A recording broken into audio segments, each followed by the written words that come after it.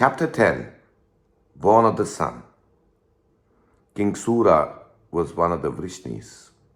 He had a son called Vasudeva and a daughter called Preeta.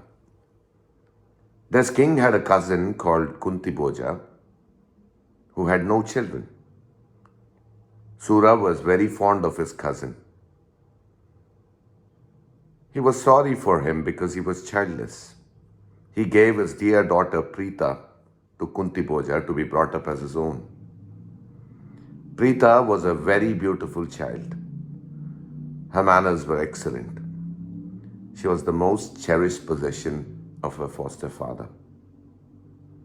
She was given the name Kunti.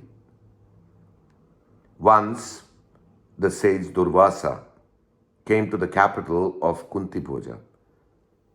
He was famed throughout the world for his penance and for his temper too.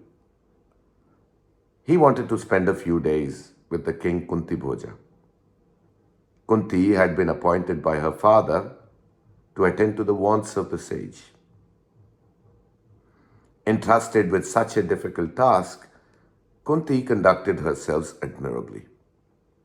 Indeed, the sage was so pleased with her that he wanted to grant her a boon.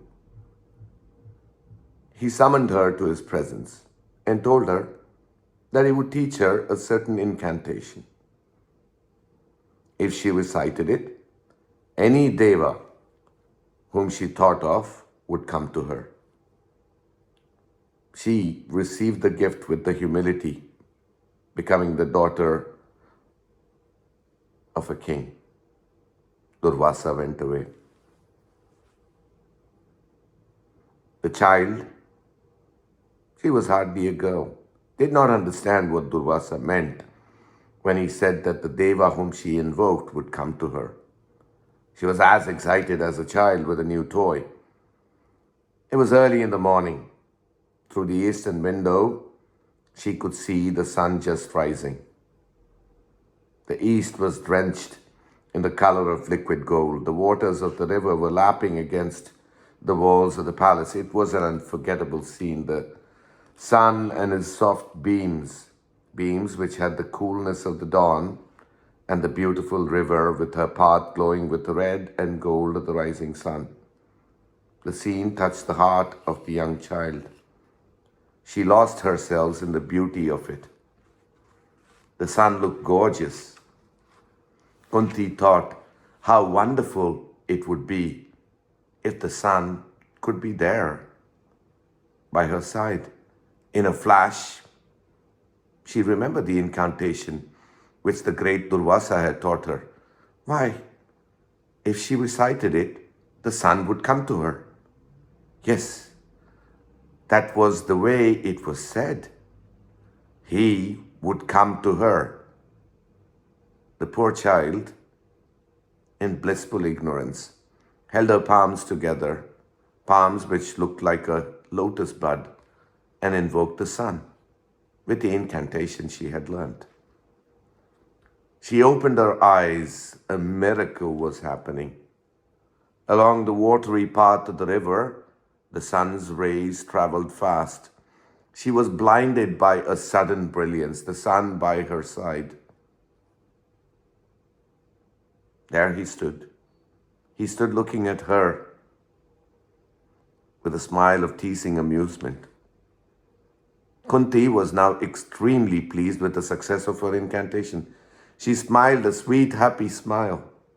She clapped her hands together in excitement and said, Sage Durvasa said that it would work. I stood looking at you, rising in the east. The scene was so beautiful, and you were so beautiful that I wanted you to come here. So I recited the incantation which had been taught to me by the sage. You have come, how wonderful. The sun was still smiling. He said, Now that I have come, what do you want me to do? Why, nothing, said Kunti. I just thought of you and imagined how wonderful it will be if you were beside me, that is all. That is not all, said the god. It is evident that you did not find any meaning in the words of the sage when he taught you the incantation. He said that any god whom you invoked would come to you. Is that not so? Yes, said Kunti, not following his words at all. Can you not see, said the god, that it means that the god will embrace you and give you a son as beautiful as the god whom you have summoned? Kunti was bewildered. She did not know what to do or what to say. I did not know it, said the frightened child. I had no idea that the words meant this. Please, forgive me this childishness. Please go away and save me from shame. But that is impossible, said the god. Once I'm summoned by you, I can not go back until I take you. You must have me. You cannot escape the power of incantation which you have used unthinkably.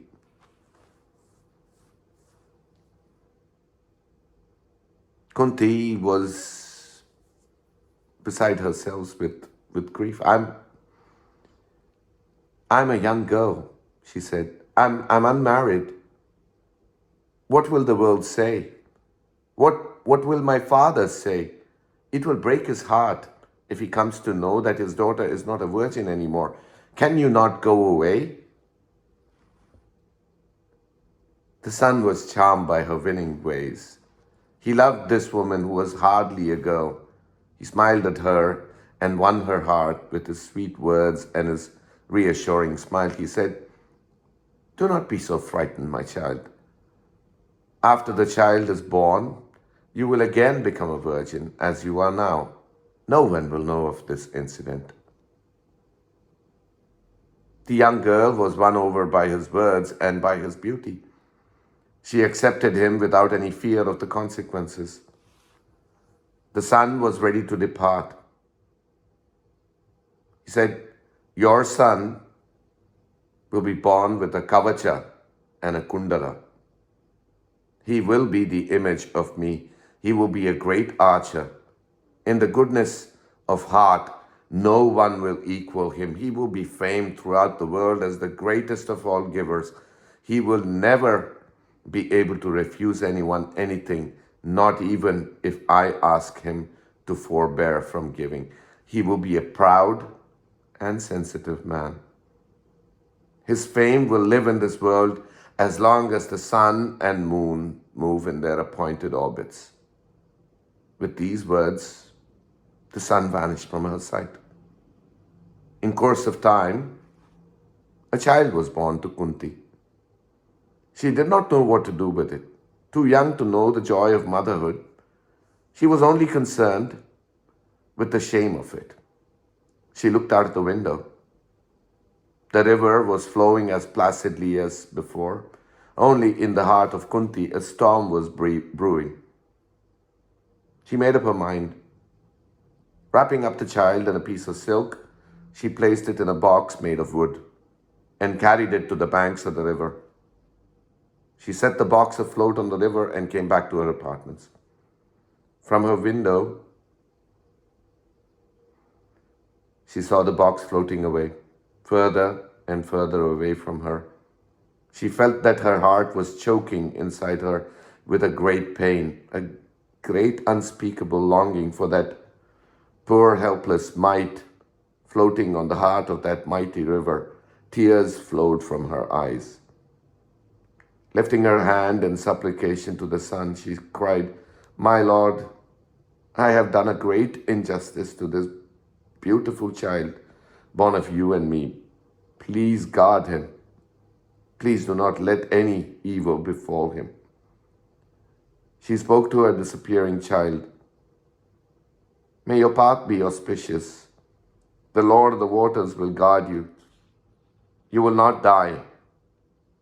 All the gods in the high heavens will guard you. I will see you someday in the distant future. I will recognize you by your kavacha and your kundala. She will be a fortunate woman who will find you and bring you up as her son. She will see you grow up into manhood and she will be a happy woman. But I am the most unfortunate of all women. I will never have you for son. God bless you, my child, my firstborn. The laughing girl became a woman all on a sudden. Gone were the days of happy, carefree girlhood. Waking or sleeping, she saw just one thing: a wooden box and a piece of silk. Wrapped in the silk, a beautiful child with its kavacha and kundala gleaming in the light of the morning sun. With that, we come to the end of chapter 10, Born of the Sun. More later on Storytime with Rajesh. This is me, Rajesh, signing off. Take care.